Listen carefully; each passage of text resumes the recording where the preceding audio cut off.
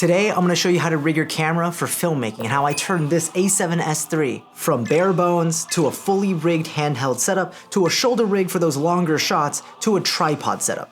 Let's dive right in. First of all, why would you want to rig up your cameras? Isn't the point of having a mirrorless camera like this the fact that it's compact and easy to shoot with? That's true. Running gunning with a bare bones setup is a great option to have. But when you're shooting videos for clients or working on a short film, there are accessories that just make your life a lot easier.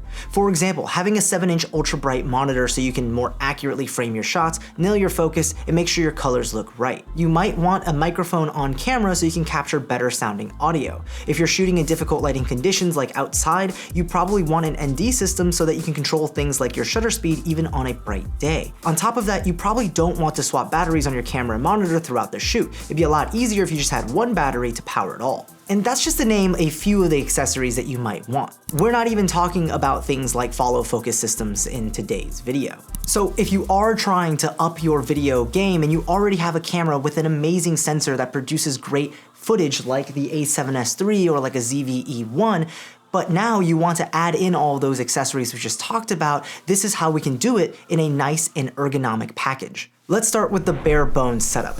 With all of my cameras that I use for videos, I always have a camera cage on them because this is basically the foundation of your rig. All of these mounting points open up a world of possibilities to create the perfect rig for your shooting situation. Now, there are tons of brands out there that make camera cages. I just happen to use Small Rig because I find that they have all of the bits and bobs that I need to build out my rig. But brands like 𝗙𝗘, Condor Blue, 𝗎𝗏𝗡𝗖𝗍, 𝗎𝗏, they all make great products as well. One thing I always look for in camera cages is an Arca-Swiss bottom plate design, like on this Small Rig Hawk-Lock cage here. This means that I don't have to worry about a tripod plate. I can go straight from this setup onto a tripod and off in a matter of seconds. On top of that, the DJI RS4 also uses an Arca-Swiss compatible mount, which means I can pop onto and off of my gimbal really quickly as well. One other thing I like to throw on my rigs is one of these Small Rig Apple AirTag cages that attach to a 1/4-20 mounting point. Best case scenario, you'll be able to find where you misplaced your camera, or worst case scenario, maybe you're shooting at a live event like a concert or a music festival and someone steals your camera. At least you'll have a window of opportunity to figure out where that camera is before they're completely gone. Next, let's move on to the handheld rig.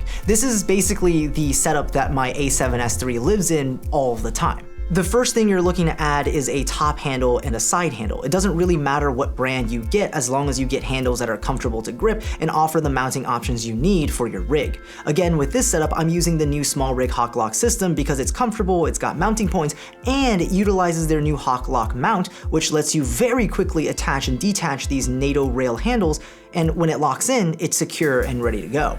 Next, the most important thing for me to get on my rig is going to be a camera monitor so that I don't have to use the tiny LCD that's built onto most mirrorless cameras. And for that, I'm currently testing and using the OC T7 camera monitor. It's a 7-inch monitor with 4K resolution and up to 3000 nits of brightness, which for me, since I shoot in sunny Florida weather most of the time, is absolutely mandatory.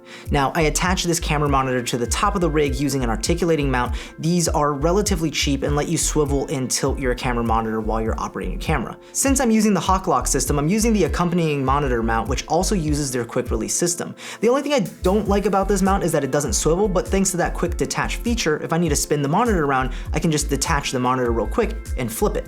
Next, I'll go ahead and throw on my on-camera microphone onto one of the cold shoe mounts and plug it into the camera. Then, another critical part of my camera rig is going to be my matte box ND system. I'm still absolutely loving the Nisi C5 matte box system that utilizes a clamp-style mount to mount onto your lens, and this system is extremely versatile. It can be fitted with up to 2 4x5-inch filters, one of which can be a 5-stop variable ND, which you can stack an additional solid ND in front of to make it a 6 to 9-stop ND, or use diffusion filters like this mist filter to add some character to your shots. Finally, to power anything you need to on the rig, like the camera and the monitor, I use V-mount batteries. I like Small Rig's V-mount batteries because I'm a fan of their design and reliability, and depending on the length of the shoot day, I'll either use the 99 watt-hour battery, or for extra long shoots, I'll use their 212 watt-hour battery.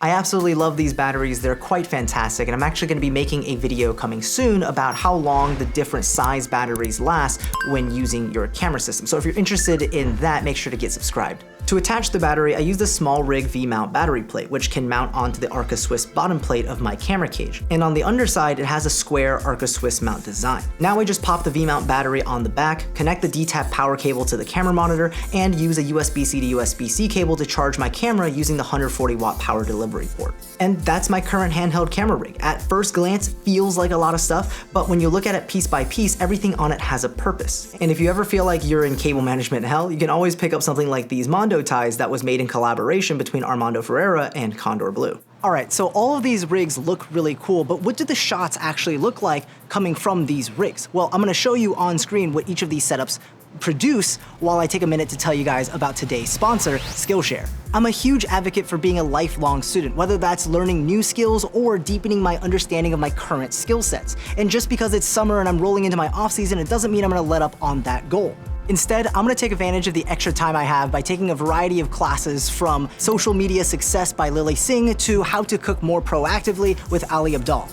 If you didn't know, Skillshare is the largest online learning community for creatives with a wide range of topics. From stuff we're already trying to get better at, like filmmaking and photography, getting better at things like lighting and composition, to things that we've been wanting to learn but haven't found the right way to learn it, like music production and boosting our productivity. There are thousands of creative classes in countless categories from beginner to advanced, and I'm a huge fan of the fact that it's made by creatives for creatives. If you're interested in becoming a member and trying out the platform, then I've got good news for you because the first 500 people that use my link in the description down below get a 1-month free trial to Skillshare. Thanks again to Skillshare for sponsoring this portion of this video. Overall, the shots aren't gonna look that different, right? The Barebones setup is gonna look a little more jittery than the handheld shots, and the shoulder rig shots are gonna be just a little bit more stable than the handheld rig, and of course we all know what a tripod shot looks like.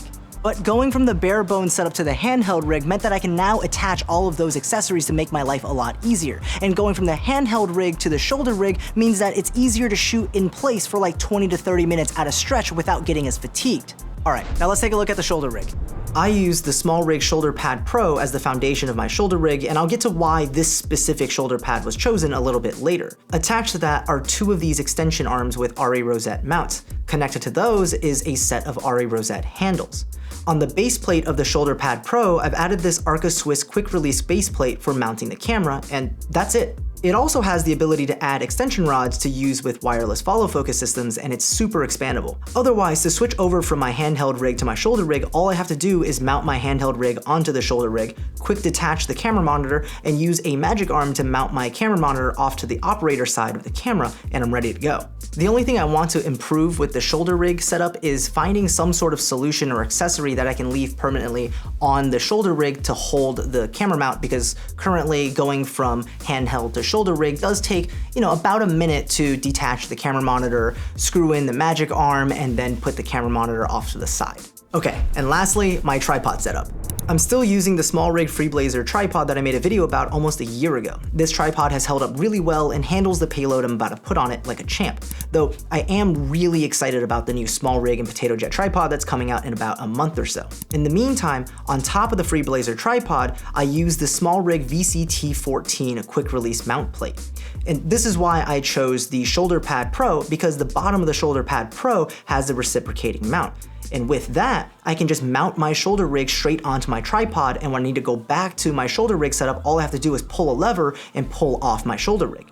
And just like that, I can go from tripod to shoulder rig to handheld. This setup makes shooting events so much easier, especially for events that's gonna have a lot of scene changes that's gonna require me to switch between my rigs very quickly. And how I transport everything is I usually leave the shoulder rig attached to the tripod and transport that on its own, and then separately I transport my entire handheld rig as well. And then regardless of what I'm shooting, whether that's something commercial or something like a wedding, I can go from my handheld setup to get those versatile, quick moving shots, and then I can switch over to my shoulder rig for those longer shots, more docu style, think like at a wedding during a reception and somebody's giving a toast. And from there I can go from the shoulder rig right onto a tripod for those stationary shots that are just locked off. And that's it. That's my current camera setup for filmmaking.